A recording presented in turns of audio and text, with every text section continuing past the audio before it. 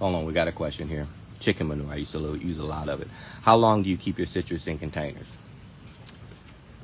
For me, it's pretty much going to be indefinite.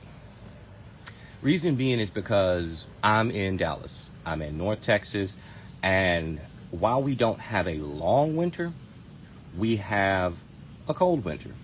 I think the coldest since I've been living here in Texas that it ever got was during our snowpocalypse of 2020, when we had like a week-long snow and it got like 5 degrees. Now that's an anomaly. We don't usually get those often out here in Dallas.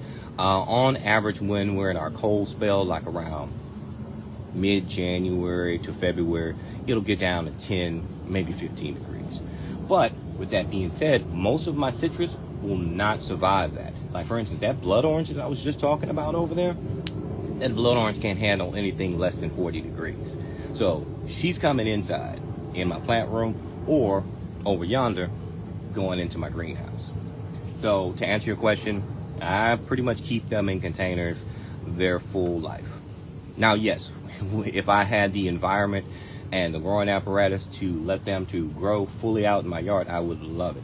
But this is why we container grow, right? We container plant and container garden because we don't have those ideal conditions or those at ideal space to be able to grow in other means. Hope that answers your question. But I do have, now with that being said, I'm going off on a tangent, and you guys know I easily do that. That's why when I was an educator, my students used to love me because they know they can get me on a tangent real quick. I do have my Page Mandarin.